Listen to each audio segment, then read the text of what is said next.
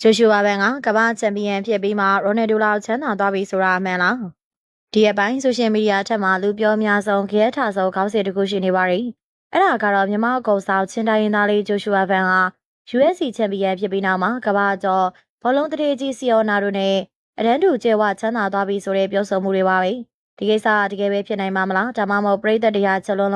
တင်စားပြောဆိုကြတာလားဒီနေ့မှာတော့ကျွန်တော်တို့ကဂျိုရှူဝါဘန်ရဲ့ရရှိလိုက်တဲ့စုကြီးတွေပိုင်ဆိုင်မှုတွေကိုခွဲခြားစိတ်ဖြာပြီးဒီမေကွန်းရဲ့ပြေမှန်ကိုရှာဖွေသွားမှာဖြစ်ပါရီ။ပထမဆုံးအနေနဲ့သူပိုင်ဆိုင်လိုက်တဲ့ UFC Legacy Championship ဆိုတဲ့ရွှေကပတ်ကြီးကြောင်းပြောရအောင်။ပြည်သက်ကြီးဒီကပတ်ဟာတာမဲစုဖလားတကူမဟုတ်ပါဘူး။ UFC သမိုင်းမှာတန်မိုးကြီးဆုံးလို့သတ်မှတ်လို့ရှာတဲ့ဒီကပတ်ကြီးရဲ့ကာလတန်မိုးဟာ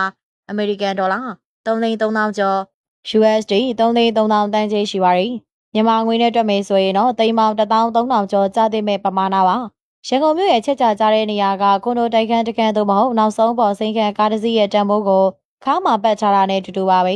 ရွှေသားစစ်စစ်တွေဗရက်များတွေစိတ်နေနဲ့စီကျဲထားတဲ့ဒီကပတ်ကြီးကိုအပိုင်ရလိုက်တာဖြစ်တဲ့အတွက်ဂျိုရှူဝါဘန်ရဲ့အသက်တင်ပိုင်ဆိုင်မှု network ဟာညာရင်းချင်းမှာပဲကန်ဒေါ်လာသိန်းချီတိုးပွားသွားတာအမှန်ပါပဲဒါဆိုရင်စီယိုရန်ဒိုနဲ့ရှင်လို့ရပြီလားဒီနေရာမှာစိတ်ဝင်စားစရာကောင်းတဲ့ဝင်ငွေရှာဖွေမှုနှုံထားကိုတွက်ချက်ပြချင်ပါရီဘော်နယ်ဒိုလို့ဘလုံးသမားတွေဟာမိနစ်90ပြည့်အောင်ကွင်းထဲမှာပင်ပမဲကစားပြီးမှဒေါ်လာတန်းကြီးရရှိကြတာပါ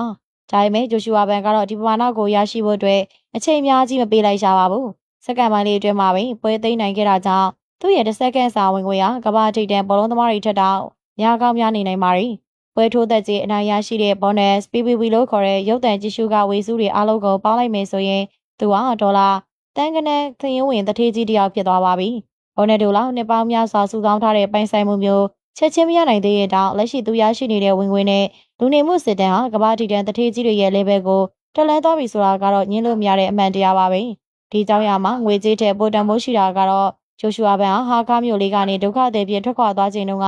သူ့မှာမျောလင်းချက်ကလည်းပြီးတော့ဘာမှမရှိခဲ့ပါဘူး။ဒါပေမဲ့အခုချိန်မှာတော့သူဟာသူ့မိသားစုဆွေမျိုးတစ်တိုက်လုံးကိုစင်းရဲမွေးတင်မှုတန်တရားတွေကနေဆွဲထုတ်နိုင်ခဲ့ပါပြီ။အားစားလို့ရင်မွေးမယ်ဆိုတဲ့မြမလူအဖွဲ့အစည်းရဲ့ယူဆဟောင်းကိုရိုက်ချိုးပြီးအားစားလို့ရင်ဘီလီယံနာဖြစ်နိုင်နေဆိုတာကိုလက်တွေ့သက်သေပြလိုက်တာပါ။ခြုံငုံသုံးသပ်ရမယ်ဆိုရင်တော့ဂျိုရှူဝါဘန်ဟာရိုနယ်ဒိုလိုဘီလီယံနာဖြစ်ဖို့လမ်းစားပေါ်ကိုရောက်ရှိနေပြီလို့ပြောလို့ရပါတယ်။အရေးကြီးဆုံးကတော့သူဟာမြမကုံကိုဆောင်တဲ့တထေးကြီးတစ်ယောက်ဖြစ်လာတာပါပဲ။ကဲပရိသတ်ကြီးဒုက္ခသည်ဘွားကနေဒေါ်လာတန်းကျွဲတထေးကြီးဖြစ်လာတဲ့ဂျိုရှူဝါဘန်ရဲ့ဘဝခီးချမ်းကိုကြည့်ပြီးဘလို့ခွန်အားတွေရမိလဲ။သူ့ရဲ့ရွှေကပတ်ကြီးနဲ့လိုက်ဖက်တဲ့ကွန်ပျူတာစကားလေးတွေကိုကွန်မန့်မှာရေးသားပြီးတော့ဝန်ရံပေးခဲ့ကြပါအောင်ရှင်။အားပေးနာဆင်ခဲ့ကြတဲ့အတွက်အားလုံးကိုကျေးဇူးတင်ပါတယ်။နောက်နေ့ဒီမှာလည်းစိတ်ဝင်စားစရာကောင်းတဲ့အကြောင်းအရာတွေနဲ့တူပြန်လာခဲ့ပါအောင်မယ်ရှင်။ဒီတော့အလောင်းတွေပဲနှုတ်ဆက်ခဲ့ကြပါရီ။အားပေးနာဆင်ခဲ့ကြတဲ့ပရိသတ်တယောက်ချင်းစီတိုင်းကိုယ်စိတ်နှလုံးရှင်လန်းချမ်းမြေ့ကြပါစေရှင်။